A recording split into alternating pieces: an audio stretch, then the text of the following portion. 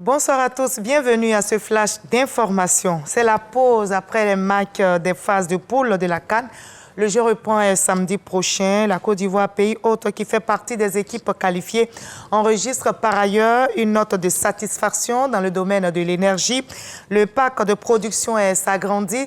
Le ministre Mamadou Sangafoua Coulibaly vient justement de signer une convention avec une filiale pour la construction d'une centrale solaire photovoltaïque dans le département de Fekese-Dougou, centrale de 52 MW pour améliorer la part des énergies renouvelables, comme nous l'explique l'enseigne Bakayoko.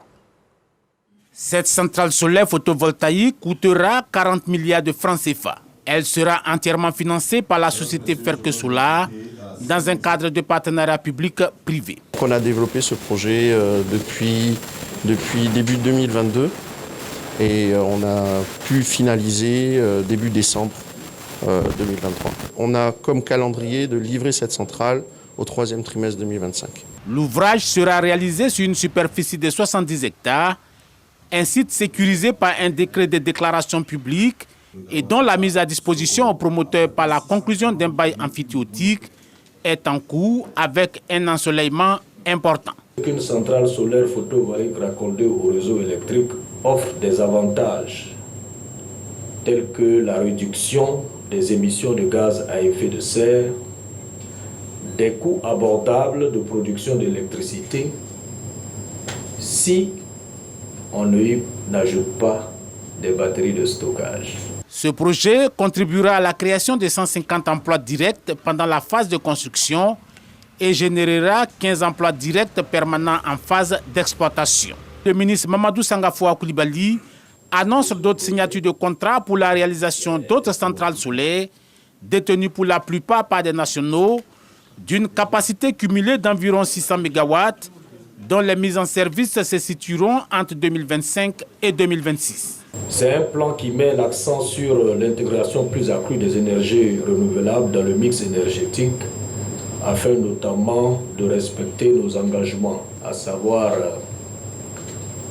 inverser quasiment la tendance actuelle, que nous avons 70% d'énergie conventionnelle contre 30% d'énergie renouvelable. D'une capacité actuelle de 2907 MW, la production énergétique en Côte d'Ivoire est projetée à 3500 MW en 2025 et à 5200 MW en 2030.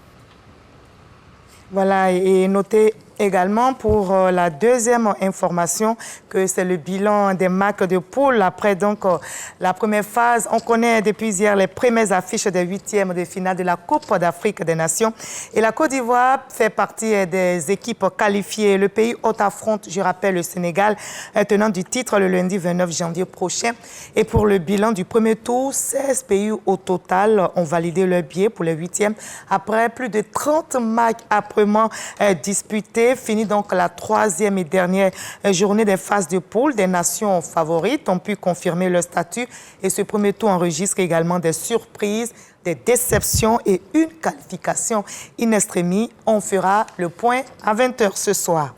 Au cours des phases de groupe, on a pu voir l'utilisation de la VAR, l'arbitrage vidéo, qui s'est invité donc dans la Coupe d'Afrique des Nations et depuis 2019 en Égypte à partir des quarts de finale. Mais comment cela marche au juste? Quelle est son utilité? La VAR, selon les spécialistes, permet de réduire les erreurs d'arbitrage alors que les 16 équipes qualifiées se préparent à aborder les huitièmes de finale et les arbitres s'entraînent aussi bien physiquement qu'avec l'assistance vidéo ou la VAR. Et pour la CAF, il faut connaître l'usage pour mieux comprendre les décisions des arbitres. Et également en Libye, notez que le Premier ministre veut réinstaurer la monarchie. Quelles sont donc les raisons? Notez que le Premier ministre veut réunir les 3 régions de la Libye afin de pouvoir ramener la paix. Selon Mohamed Reda Senoussi, il est convaincu qu'il est le seul capable aujourd'hui de réunifier les Libyens en appliquant un retour à la Constitution de 1951. Et si ce texte est réinstauré, la Libye redeviendrait un royaume unifié composé de 3 régions qui bénéficieraient d'une autonomie élargie. Et cette nouvelle apprise en France, le Conseil constitutionnel a largement censuré aujourd'hui la loi immigration adoptée le 19 décembre 2023 en supprimant de nombreuses mesures de fermeté obtenues par la droite. Les sages ont censuré donc plus du tiers des articles sur la loi immigration. 32 sont jugés sans lien suffisant avec le texte, dont le durcissement de l'accès aux prestations sociales et au regroupement familial. 3 autres articles sont censurés partiellement ou totalement sur le fond, dont l'instauration de quotas migratoires fixés par le Parlement, idem également. Idem pour l'instauration d'une caution retour pour les étudiants étrangers en France. Et nous allons terminer par cette information donnée aujourd'hui même, jeudi. Le Conseil de sécurité se réunit en urgence à l'initiative de la Russie et notez qu'il y a quelques heures seulement, l'appareil de transport militaire de 76 s'est écrasé dans la région de Belgorod, transportant 65 prisonniers ukrainiens. Et notez que la Russie accuse Kiev d'avoir abattu cet avion. On va se retrouver à 20h pour la grande édition, mais juste après ce Flash Info, je vous invite à suivre l'info régionale pour avoir toutes les nouvelles de nos très belles régions ivoiriennes. À tout à l'heure à 20h.